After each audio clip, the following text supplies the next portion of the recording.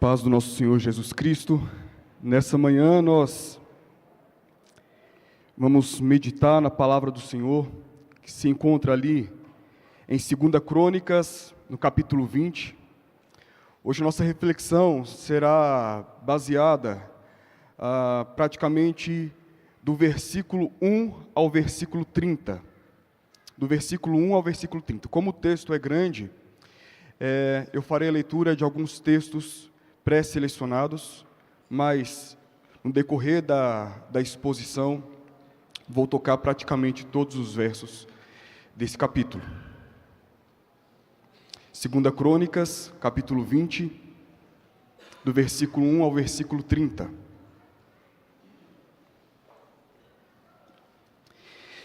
Você já alguma vez sentiu falta de ar, juntamente com batimentos cardíacos acelerados, palma das mãos suadas, músculos tensos, pensamentos acelerados? Você alguma vez já sentiu em seu próprio corpo problemas digestivos, úlceras, sentiu fadiga, dor de cabeça, sentimento de frustração? Tudo isso são sintomas de alguém que está movido pelo medo. E o medo é uma experiência universal, todos nós sentimos medo. Em pequeno grau ou em grande grau, todos nós experimentamos essa sensação. Curiosamente, nosso dicionário fala que esse medo, é uma experiência psíquica, tanto de um perigo real ou imaginário. Essa experiência, ela tenta de alguma forma preservar o nosso ser e aquilo que nos circunda.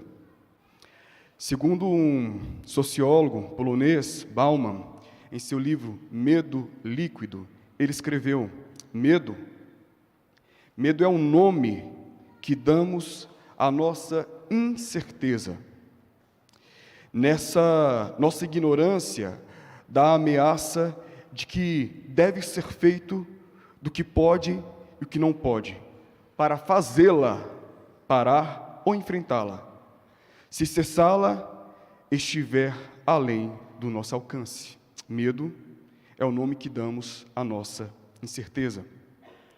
Um historiador francês, referindo-se ao século XVI, XVII, Lucien Febvre, ele, analisando o contexto daquela época, ali naquele século, analisando as pessoas, as histórias, ele cunhou uma expressão que representasse um pouco esse período. E a expressão que ele cunhou é peur toujours, peur partout, que significa medo sempre, medo por toda parte. Medo sempre, medo por toda parte. Trazendo essa visão para os nossos dias, muitas vezes nós vivemos uma realidade de medo intenso, sempre, e percebemos o medo por toda parte. Nós tememos os perigos que ameaçam nosso corpo, nossas propriedades, nossa segurança, nosso sustento e o nosso futuro. Nós tememos os perigos que ameaçam posição social. Nós tememos as inúmeras advertências globais de novos vírus, epidemias, ondas de genocídio, drogas mortais, governos corruptos, facções, narcotráfico, chacinas, morte, catástrofes ambientais. Nós tememos. Nós estamos envolvidos nessa rede de grande temor e procuramos formas alternativas, meios que nós mesmos elaboramos para de alguma forma prover para nós mesmos e para nossa família paz, segurança, conforto. O temor é algo tão comum em nosso meio, em nossa linguagem, em nossa experiência, que no nosso vocabulário, no nosso dicionário, na forma como nós nos relacionamos uns com os outros, nós por diversas vezes reconhecemos o medo usando outras palavras. Por exemplo, a palavra inquieto, preocupado, nervoso, ansioso, tenso, irritado, assustado, assombrado, apavorado, atemorizado, em pânico, aterrorizado, petrificado, todas elas de alguma forma ligeiramente apontam para a sensação e para a experiência de medo. Nós vivemos uma realidade onde o nosso coração, nossa mente, o nosso ser, sim, é tomado por esse medo. E eu cito aqui Alaz Dair, que escreveu um livro, Organize Suas Emoções. O reverendo Tiago até sugeriu esse livro há um tempo atrás, e ele fala a respeito do medo em um capítulo, e ele cita o seguinte, abre aspas: o medo, seja uma leve inquietação ou um terror abjeto, tem uma mensagem simples: algo que você valoriza está sob ameaça. Algo ruim pode acontecer com aquilo que é importante para você. O futuro guarda uma perda em potencial. Fecha aspas. Diante dessa realidade do medo, nós faremos a leitura agora de alguns versos desse texto pré-selecionado, 2 Crônicas, capítulo 20, primeiro momento, do versículo 1 ao versículo 4. No segundo momento, dos versículos 13 ao versículo 15. Eu farei a leitura, mesmo assentados, de forma reverente diante da palavra de Deus. Depois disto, os filhos de Moabe e os filhos de Amon, com alguns dos meunitas, vieram à peleja contra Josafá. Então vieram alguns que avisaram a Josafá, dizendo: grande multidão vem contra ti da além do mar e da Síria. Eis que já estão em Hazazon Tamar, que é em Gedi. Então Josafá teve medo.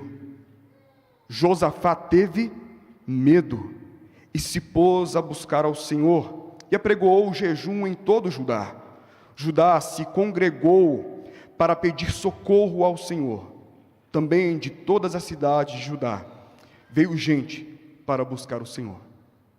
Eu quero pedir você agora para olhar o versículo 13 até o versículo 15. Todo Judá estava em pé diante do Senhor, como também as suas crianças, as suas mulheres e os seus filhos. Então veio o Espírito do Senhor no meio da congregação sobre Jaaziel, filho de Zacarias, filho de Benaia, filho de Jeiel, filho de Matatias, levita, dos filhos de Asaf, e disse: dai ouvidos, todo Judá, e vós, moradores de Jerusalém, e tu, ó rei Josafá, ao que vos diz o Senhor. Ouça bem, não temais, nem vos assusteis, por causa desta grande multidão, pois a peleja não é vossa, mas de Deus. Amém. Esse homem comum, homem como eu, você, estava lá no seu palácio e um dia ele recebe um noticiário, uma notícia nada agradável,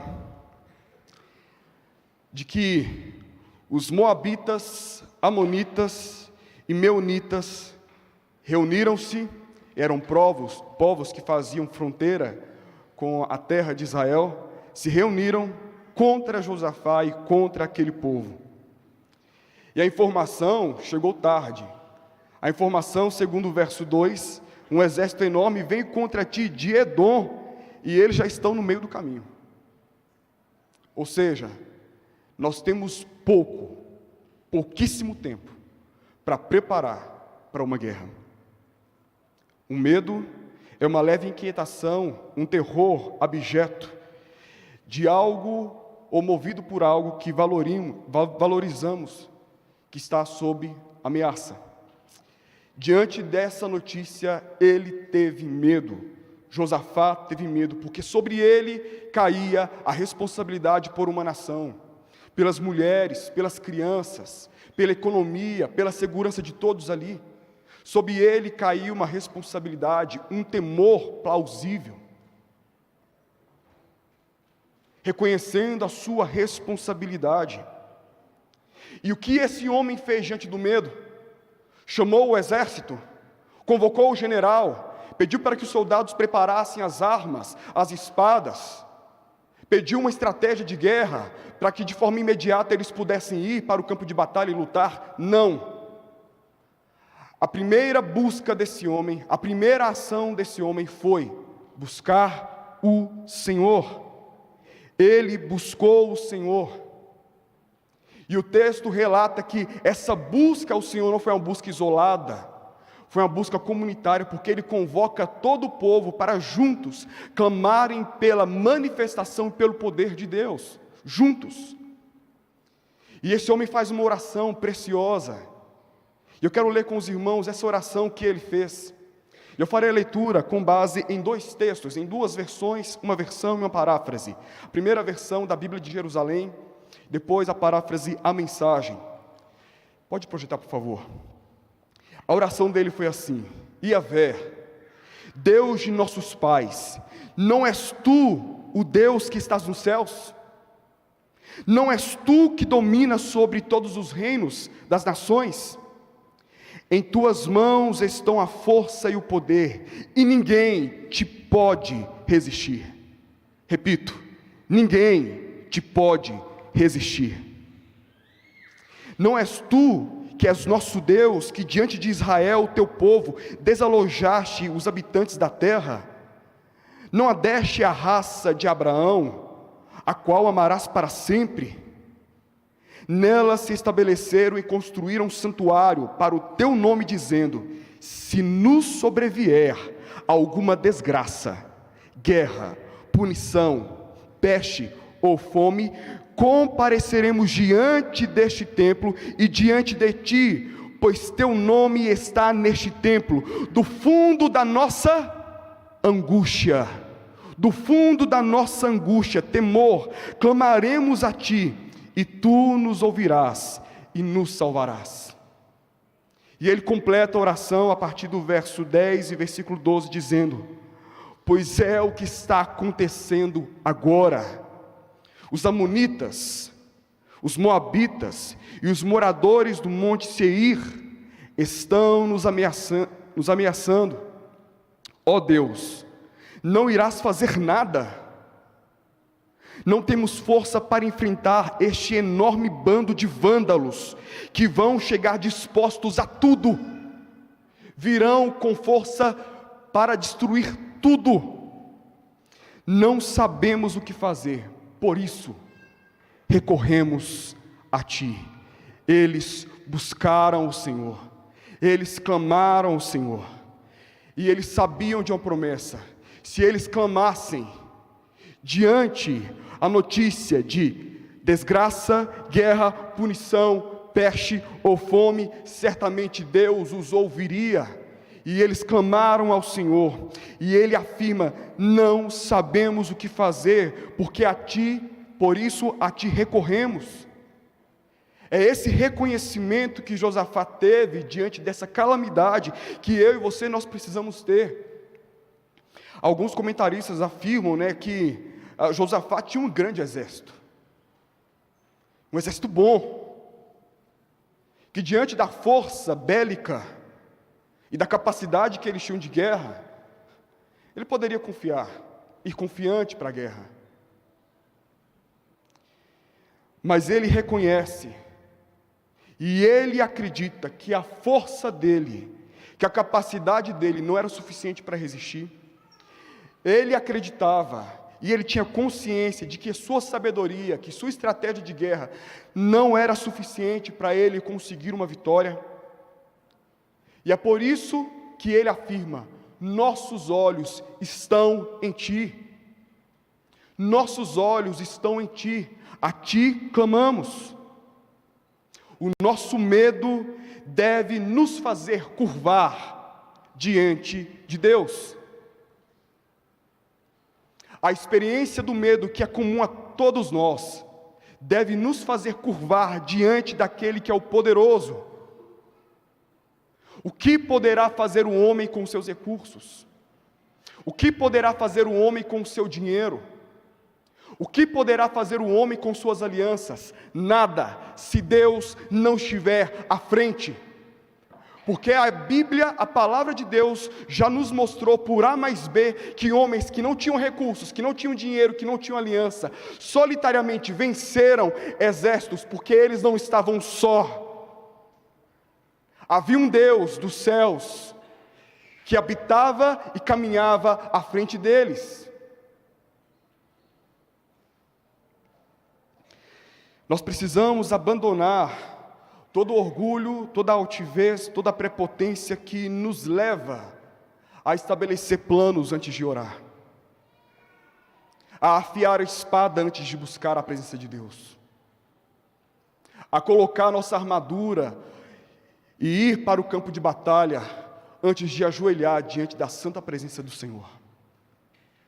Nós precisamos abandonar esse sentimento de altivez e assumir então uma perspectiva confiante, aquela perspectiva comum, aqueles homens da fé, de forma específica, alguns salmistas, como no Salmo 27:3, ainda que um exército se acampe contra mim, ainda que um exército se acampe contra mim, meu coração não temerá. Ainda que declare a guerra contra mim, não temerei, confiarei, o Senhor está comigo. Precisamos assumir a confiança do Salmo 23, versículo 4, ainda que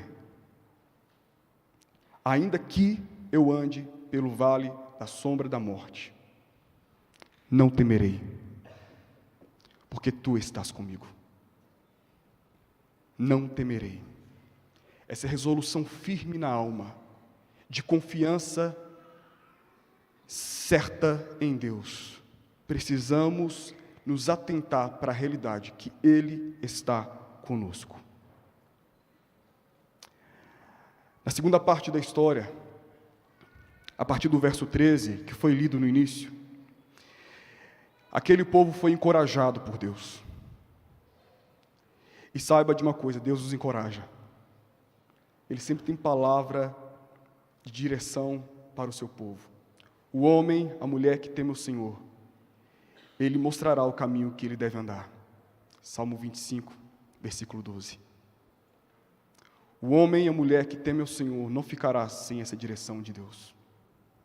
E Deus, Ele vem e traz então um encorajamento. Depois da notícia de guerra, depois do medo sentido, depois da convocação para jejuar e orar, depois da oração propriamente dita, o povo recebe uma palavra vinda dos céus. Versículo 15, olha o que o Senhor diz para aquele povo: não temais, nem vos assusteis por causa desta grande multidão, pois a peleja não é vossa, mas de Deus. O medo não era fruto da cabeça daquele povo, não era um medo irreal, realmente era um grande povo, realmente era um grande exército, realmente o exército estava caminhando, realmente o perigo estava batendo a porta, realmente a morte batia a porta, realmente eles poderiam perder tudo, mas eles precisavam confiar no fato inequívoco: Deus estava com eles, e a luta, a batalha, não era contra o braço do homem, mas era contra o braço de Deus. A peleja não é vossa, mas de Deus. Aí no versículo 17, diz assim: neste encontro não tereis de pelejar, tomai posição, ficai parados, e vede o salvamento que o Senhor vos dará, ó Judá e Jerusalém. Não temais, nem vos assusteis, amanhã saí-lhes ao encontro, porque o Senhor é convosco. Deus deu a estratégia para eles. O fato de Deus anunciar um milagre, que é evidente, Deus dá a estratégia para esse povo. A estratégia de Deus não anula a nossa vigilância. A estratégia de Deus não anula a nossa ação de guerra. Deus deu a estratégia para aquele povo. Eles deveriam comparecer no dia e local de guerra. Eles deveriam então encontrar cara a cara com o inimigo. Eles deveriam tomar posição de guerra. Eles deveriam ficar parados e ver o livramento do Senhor. Essa era a estratégia de Deus para o povo. Sabe o que aconteceu? O povo, sob a liderança do rei Josafá, seguiu tudo isso. Vamos agora olhar para o texto bíblico e ver passo a passo essa estratégia sendo seguida de forma prática. No versículo 20, fala que o povo, pela manhã cedo, se levantou e eles saíram, dispuseram para ir no dia e local determinado para a batalha. O povo se levantou cedo, preparado para a guerra. No versículo 20, também, nós percebemos que Josafá encoraja o povo mais uma vez, dizendo: crede no Senhor, vosso Deus, e estareis seguros. Crede nos seus profetas e prosperareis. Em suma, crede. Não duvide. Creiam no Senhor.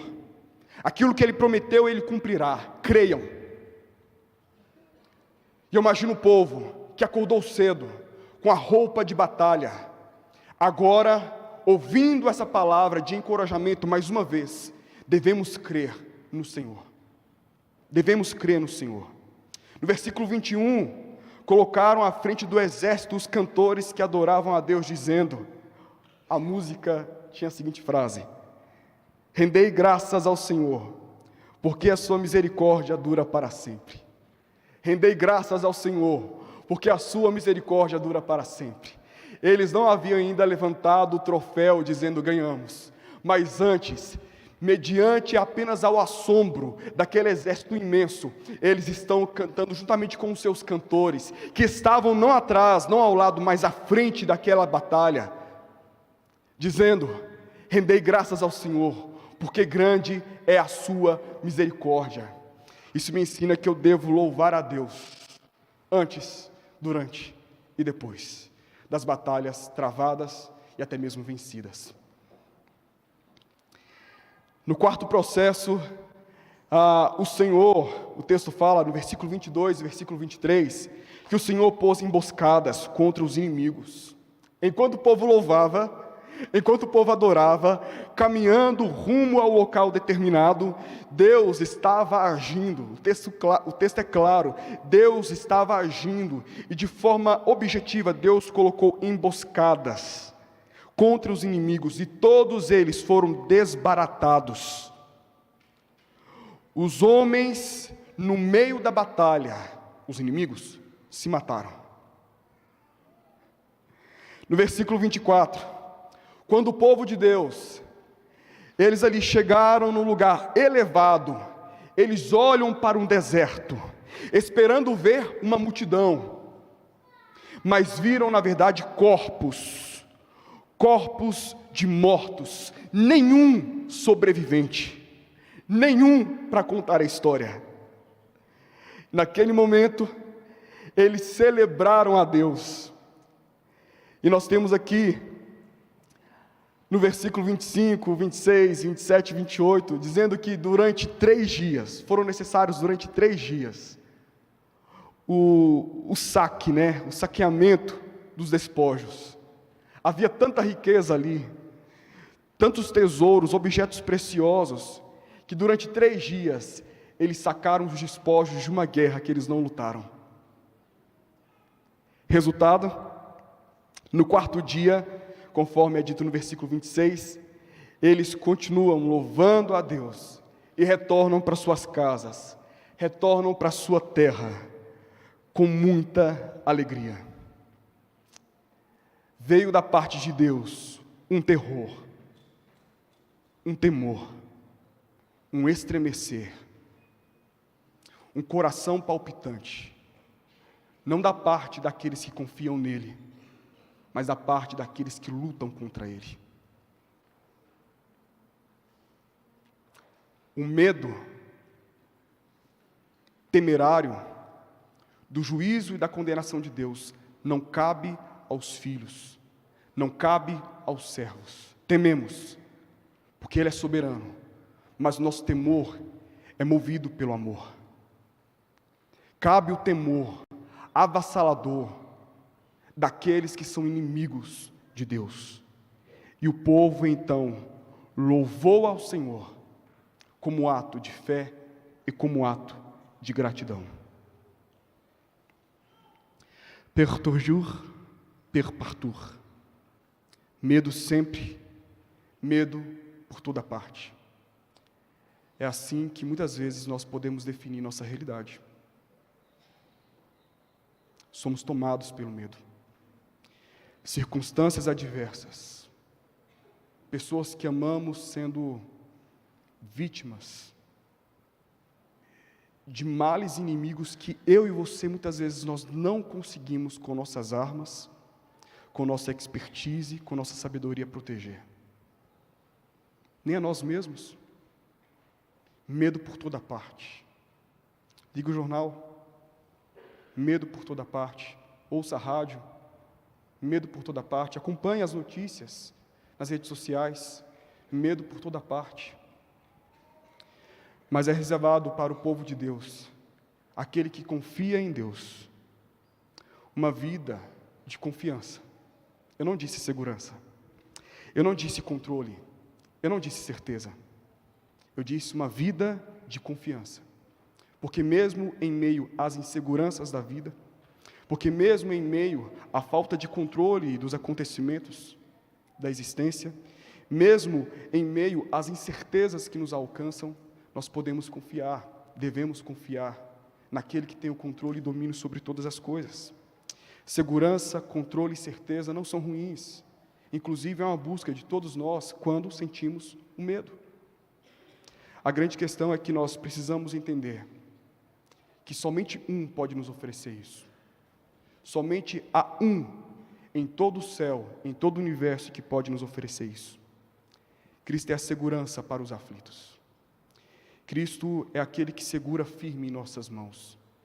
Cristo é aquele que nos segura firme em suas mãos. Cristo é aquele que tem o controle sobre todo o mundo, todo o universo, sobre as águas, sobre as tempestades. Quando Ele fala, o mundo se cala e obedece. Cristo é a certeza. Nele não há dúvida. Nele não há talvez. Nele é sim. Nele, não. Nele, convicções. Cristo, certeza. Diante do medo, que é uma realidade comum a todos nós, sabe o que eu e você nós devemos fazer? Busquemos a Cristo. Diante do medo, que nossos joelhos sejam dobrados diante daquele que tem poder sobre os males que nos alcançam. Que Deus nos abençoe.